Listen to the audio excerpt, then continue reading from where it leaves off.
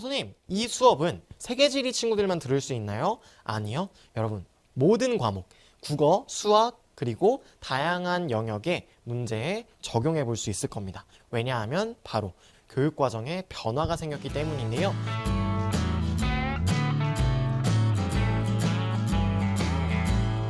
자, 여러분 안녕하세요. 지리 읽어주는 남자 이윤호입니다. 자, 여러분 오늘은요, 여러분과 함께 2022학년도 수능을 예측할 수 있는 방법에 대해서 이야기를 해보려고 합니다. 선생님, 수능을 어떻게 예측해요?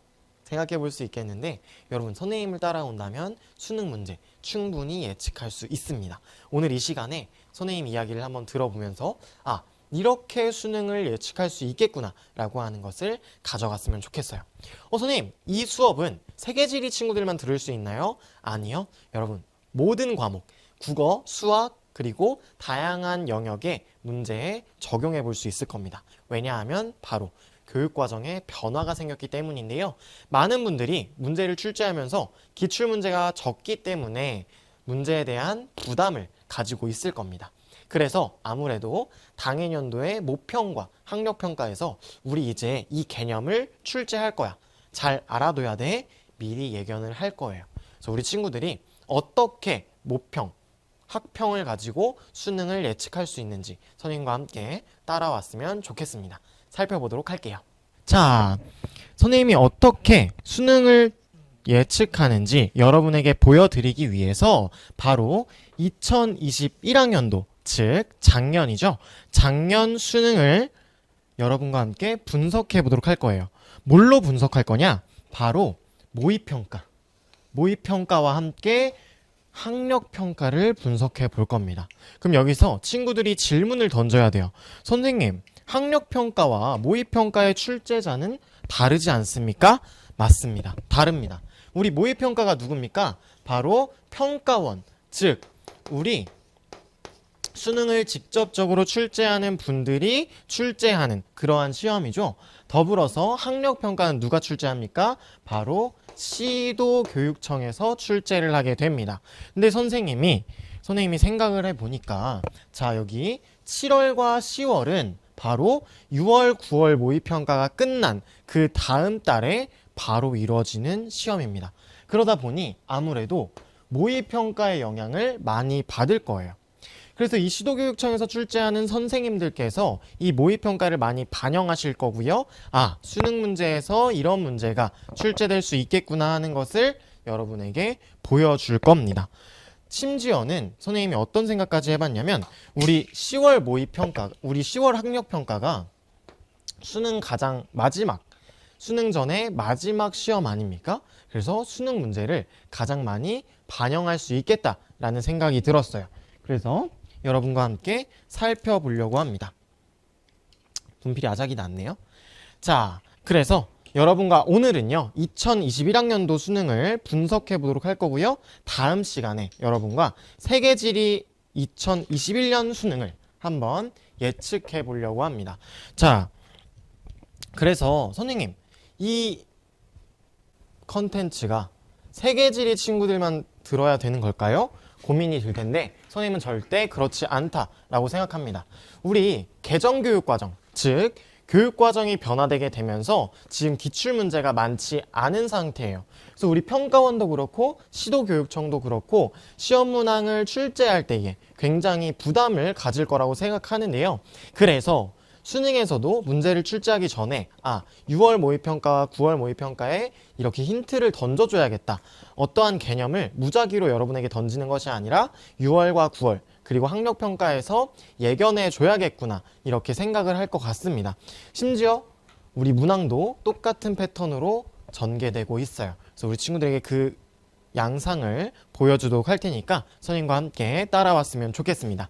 자, 그러면 여러분과 함께 지금 여러분과 함께 이제 수능 문제를 한번 분석해 보도록 할게요. 작년도 2021학년도 세계지리 수능 문제인데요. 자, 2번부터 한번 살펴보기 전에 1번을 한번 보도록 할게요. 우리 1번 하면 대체로 어떤 문제입니까? 바로 고지도 문제가 나왔어야 하는데 고지도 문제가 출제되지 않았어요. 6월과 9월 모평에서도 고지도가 단 한 번만 출제가 되었습니다. 그럼으로써 고지도가 출제되지 않을 수 있겠구나 라는 걸 우리 친구들이 예측했어야 합니다. 자, 그 다음 2번으로 한번 가볼게요. 자, 바로 빙하 지형에 관한 문제입니다. 보면 권곡, 드럼린, 모레인, 호른 중에 하나이다 라고 나와 있는데요. 자, 우리 빙하 지형은 바로 출제 빈도가 굉장히 낮은 그런 주제입니다. 그런데 선생님은 빙하 지형이 나올 것을 알고 있었어요. 어떻게 알고 있었냐? 자, 6월, 9월 모평으로 가보도록 하겠습니다. 자, 6월 모평에요. 빙하 지형과 주빙하 지형을 문제로 출제했습니다. 그 중에서 구조토를 제외하고 모레인과 피오르가 빙하 지형인데 우리 6월에 모레인이 동일하게 출제가 되었죠. 그쵸? 동일하게 출제가 되었어요. 그 다음에 9월 모평 한번 가볼게요. 9월 모평에는 드럼린, 모레인, 에스커를 줬는데 수능에 드럼린까지 출제가 되었죠. 그쵸? 그리고 우리 친구들 여기 선지도 한번 보면요. 선지도 굉장히 비슷하게 출제가 되었다라고 하는 거. 형성 원인을 묻고 있고요. 그리고 이 기후에서 어떠한 특징을 가지고 있는지와 같은 그런 특징을 묻고 있습니다. 그래서 우리 친구들이 모의평가를 완벽하게 분석했다면 이 문제 어렵지 않게 풀 수 있었을 거예요. 자, 그 다음 3번 문제로 한번 가볼게요. 자, 도시화 문제인데요.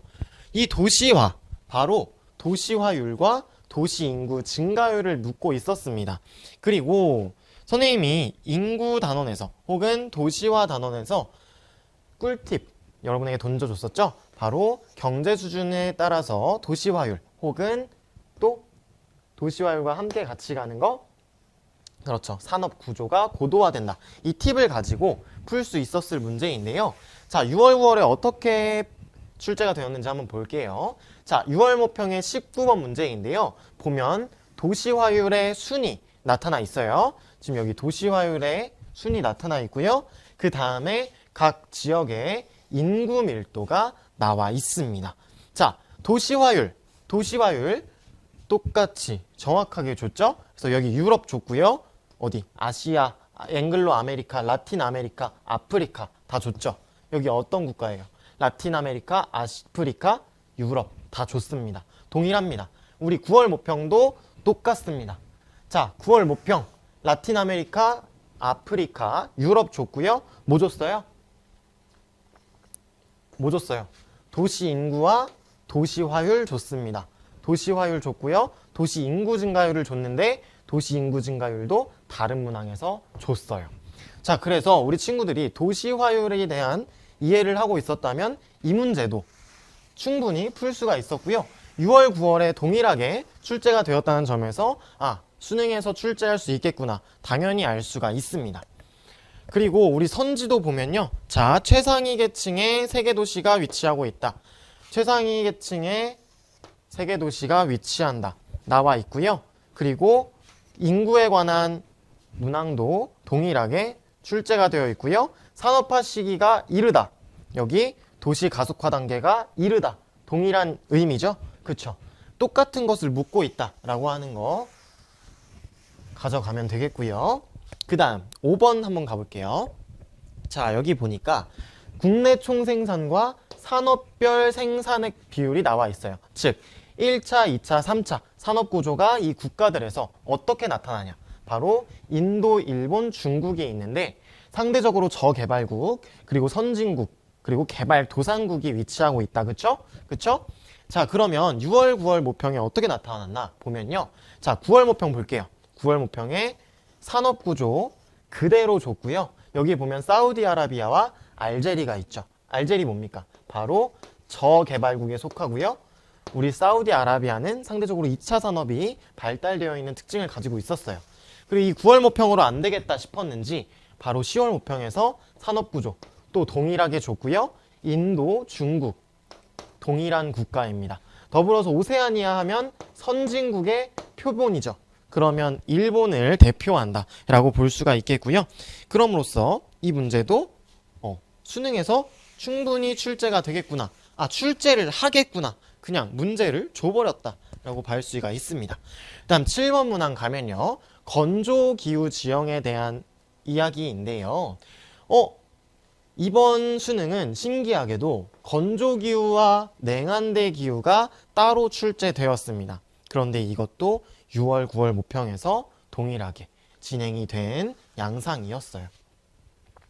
자, 7월 학평을 보도록 하겠습니다. 7월 학평과 이 학평에서 건조기후 지형을 정말 동일하게 물어봤는데요. 우리 메사와 뷰트 동일하게 메사 출제했고요. 그 다음 선상지 출제했고요. 우리 카나트를 출제하면서 여기 외래하천, 즉 관계 용수를 어떻게 사용하는지 동일하게 이야기를 했습니다. 외래하천까지 우리가 살펴볼 수가 있겠죠. 그리고 우리 연암층, 경암층의 차별 침식, 바로 메사와 뷰트에 대한 설명이었는데요. 7월 학평에 동일하게 출제가 되었다.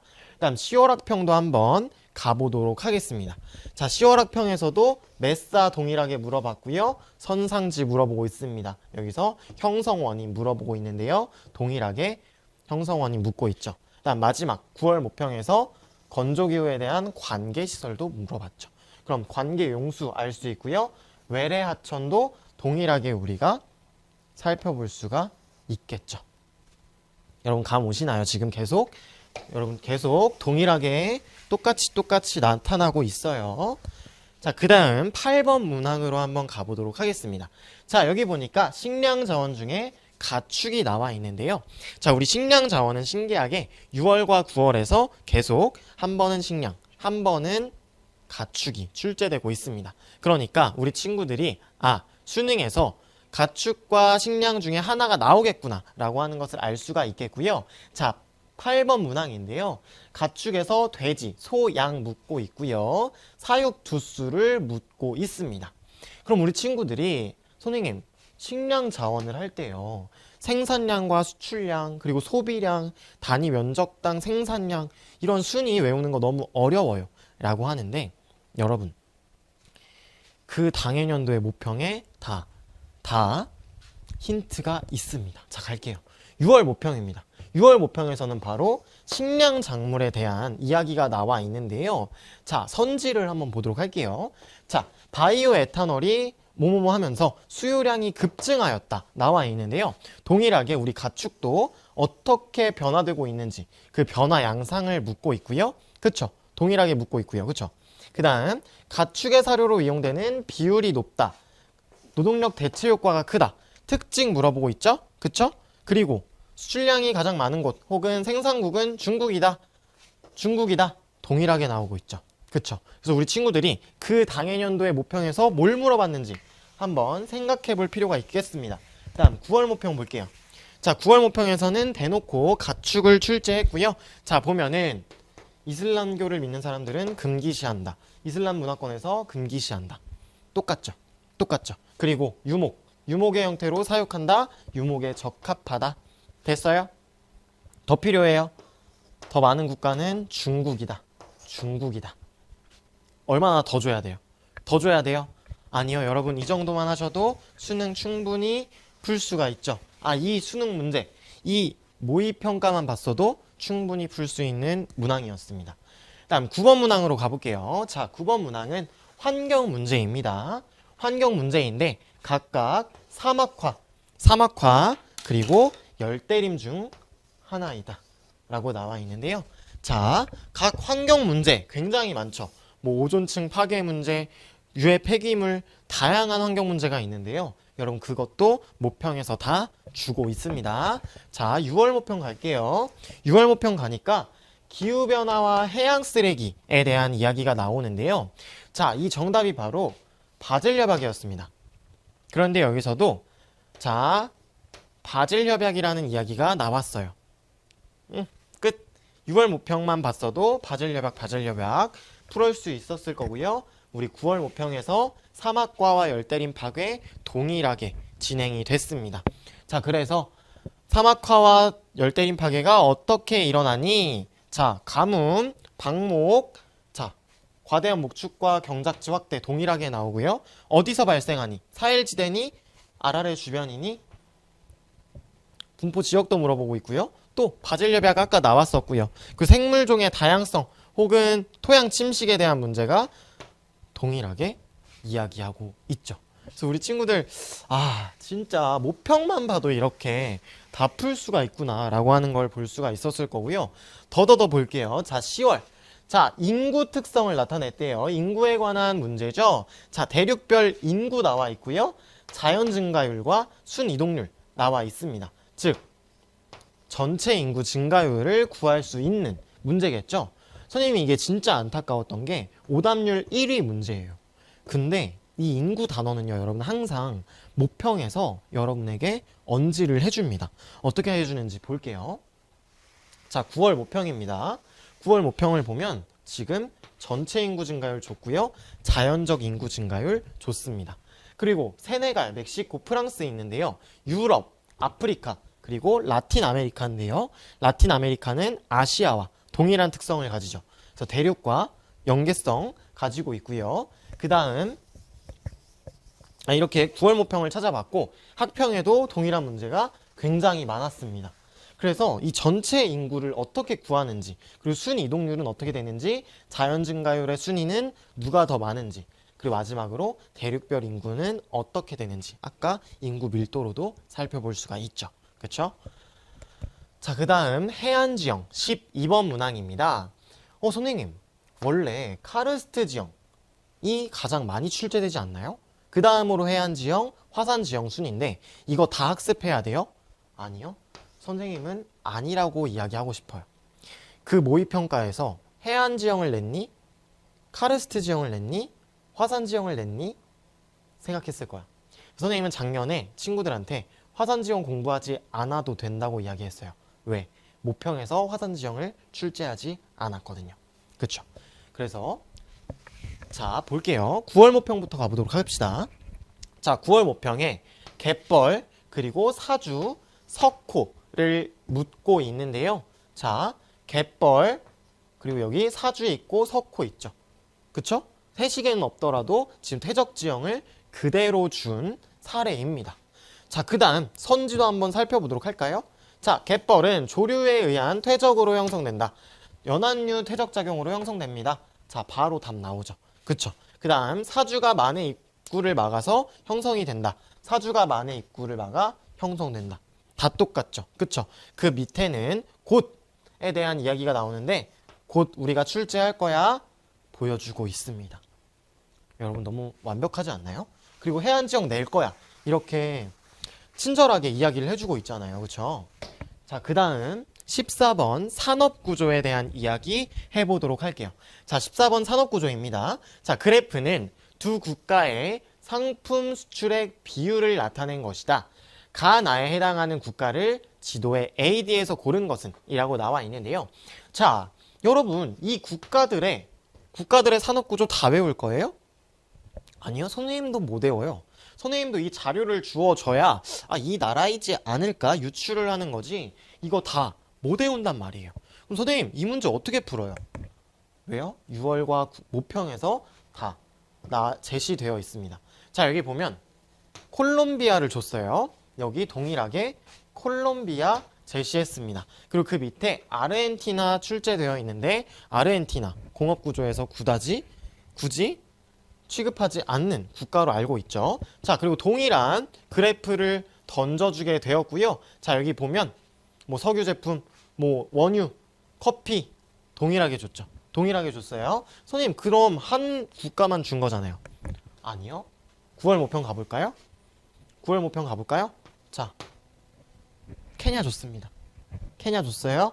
여기 케냐 동일하게 있죠. 케냐 동일하게 있고요. 그 다음 여기 보츠와나 줬죠. 그럼 지금 세 국가를 줬어요. 세 국가를 줬어요. 그럼 지금 여기 보면 이게 선생님이 볼 때 케냐인 것 같습니다. 그러면 이게 보츠와나인데요. 그리고 이게 나이지리아입니다. 그럼 우리 친구들이 지금 두 개의 그래프를 알고 있고 케냐도 어떠한 특징을 알고 있어요. 그 다음 아르헨티나는 산업구조에서 굳이 어떠한 특징을 보이지 않는다 알고 있습니다. 그러면 이 문제 풀 수 있어요, 없어요? 선생님은 당연히 여러분이 할 수 있다라고 생각을 합니다.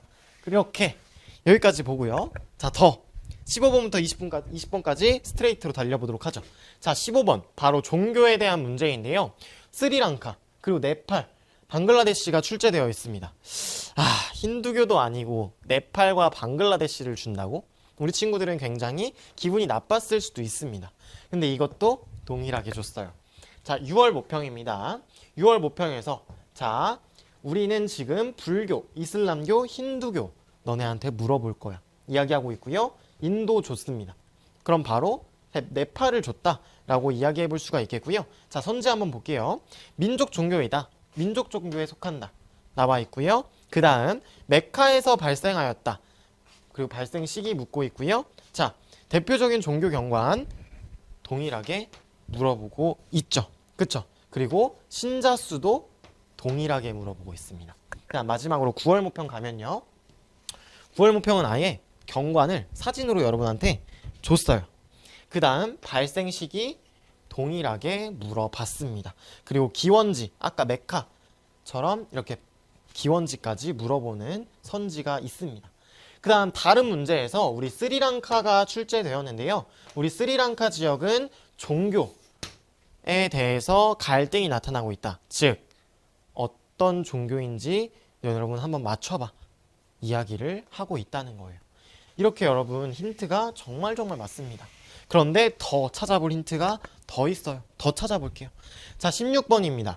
자, 출제 빈도가 굉장히 낮은 대지형이 출제가 되어 있습니다. 선생님, 대지형은 출제가 빈도가 낮은데 어떡하죠? 이거 공부할까요 말까요? 하는 친구들 굉장히 많은데 6월, 9월 모평 때 대지형이 똑같이 출제가 됐어요. 그러면 수능 때도 출제가 되겠구나 라고 하는 걸 우리 친구들이 알 수 있습니다. 자, 세계 대지형에 관한 문제고요. 6월 모평부터 한번 가보도록 할게요. 자, 6월 모평에서 음미할 수 있는 것은요. 자,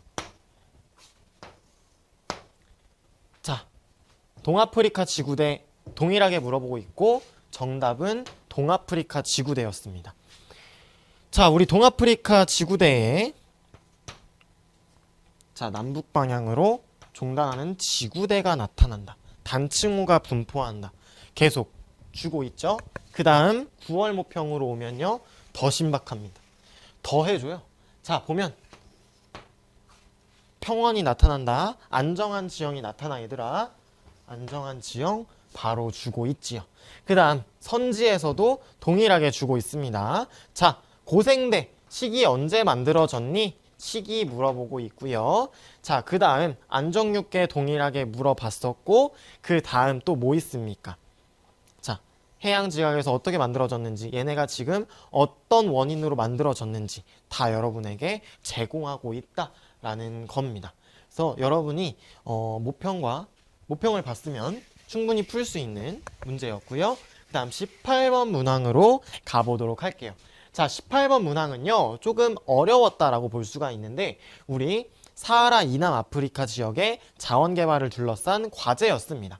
그래서 여기 보면 다이아몬드를 둘러싼 이야기를 하고 있고, 여기는 아파르트헤이트라는 인종차별에 대한 이야기를 하고 있어요. 그리고 국가도 시에라리온 혹은 남아프리카 공화국이라고 하는 우리 친구들이 좀 생소한 국가들로 여겨질 수가 있는데요. 선생님, 이거 대체 뭐예요? 이거 너무 어려워요. 오답률 7위를 기록한 문제였는데, 자, 여러분 볼게요. 3월학평부터 문제를 던져주고 있었습니다. 바로 아파르트헤이트를 남아공과 함께 여러분에게 제시를 해줬어요. 자, 그 다음 4월학평 볼게요. 4월학평에는 보츠와나, 아까 똑같이 보츠와나 있었고요. 그 다음 또 다이아몬드에 대한 이야기를 하면서 자, 인접한 국가를 줬습니다. 그러면 인접한 국가니까 자원의 분포도 비슷하겠구나 라고 하는 걸 우리 친구들이 살펴볼 수 있었겠고, 마지막으로 우리 10월 학평에서 정리해주는 느낌으로 우리 아파르트헤이트를 다시 한번 상기시켜 주게 되었습니다. 그리고 더불어서 아프리카를 둘러싼 과제에 대해서 여러분께 계속 제시를 하고 있어요. 그러니까 10월 모평에서 마지막으로 여러분에게 땅땅땅 선언한 거죠. 얘들아, 아파르트헤이트 낼 건데 조금 어렵지? 한 번 더 줄게 라고 이야기하고 있는 겁니다. 자, 그 다음 에너지 자원 한번 갈게요. 자, 에너지 자원. 에너지 자원에 관한 그래프 해석 굉장히 어려워요 라고 이야기하고 있는데요. 모의평가에서 동일한 그래프를 여러분에게 이미 던져줬겠다라고 하는 걸 우리 친구들이 알아챌 수 있었으면 합니다. 자, 볼게요. 여기 보면요. 바로 화석 연료, 화석 에너지, 우리 천연가스, 석유, 석탄에 대한 문제인데요. 자, 동일하게 석유, 석탄, 천연가스에 대한 문제를 제시하고 있습니다. 여기는 석유와 석탄만 제시되어 있는데요. 자, 중국과 미국, 그리고 그 외 국가가 제시되어 있죠. 여기 북아메리카, 그리고 몬순 아시아가 출제되어 있습니다. 지역도 동일하게 나타나고 있고요. 우리 친구들 선지도 한번 살펴보게 되면 수송용으로 이용되는 게 수송용으로 이용된다. 그리고 또 수출량, 그리고 1차 소비 에너지는 어떤지 여러분에게 물어보고 있고요. 다음 9월 모평 한번 가볼게요. 9월 모평의 그래프는 그냥 진짜 뒤집어 놓은 듯이 똑같죠. 자, 석유, 석탄, 천연가스 물어보고 있고요. 그 다음 중국, 미국, 인도, 러시아 동일하게 물어보고 있습니다.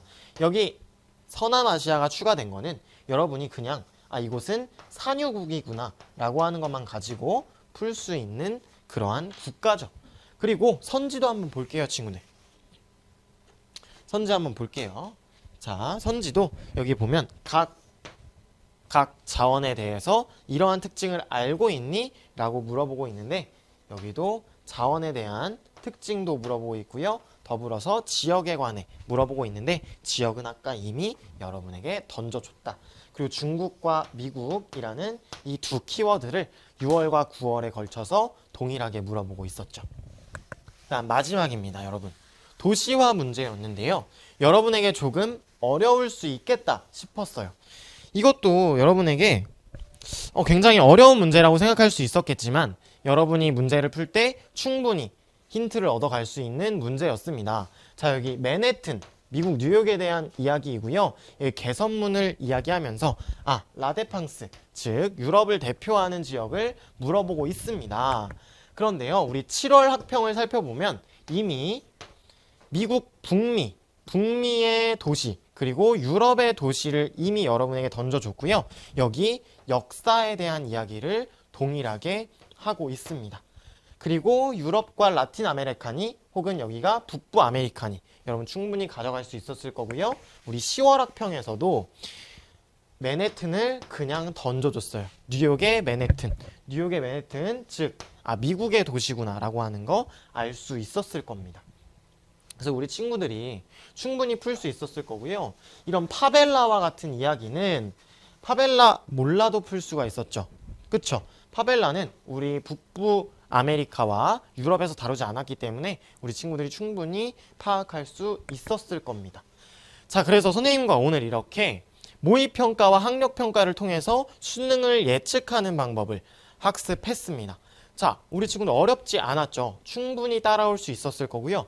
6월과 9월만 분석해도 굉장히 많은 문제를 거저 가져갈 수 있었고 학평을 더해준다면 금상첨화를 할 수 있었는데 모든 학평 보냐? 아니라고 했어요. 선생님이 7월과 10월 학평만 봐도 충분히 모의평가 그리고 수능을 대비할 수 있겠다라고 이야기를 했습니다. 그래서 우리 친구들 오늘 사용법, 즉 수능을 예측하는 방법에 대해서 공부해 봤는데요. 자, 우리 친구들 이 방법 그냥 보지 않고 여러분이 직접 분석해보는 시간 가져봤으면 좋겠습니다. 자, 그럼 다음 시간에는요. 여러분과 함께 정말로 2022학년도 수능 세계지리를 한번 예측해보는 시간 가져보도록 하겠습니다. 지금 오늘 고생 많았고요. 다음 시간에 만나도록 하겠습니다. 수고하셨습니다.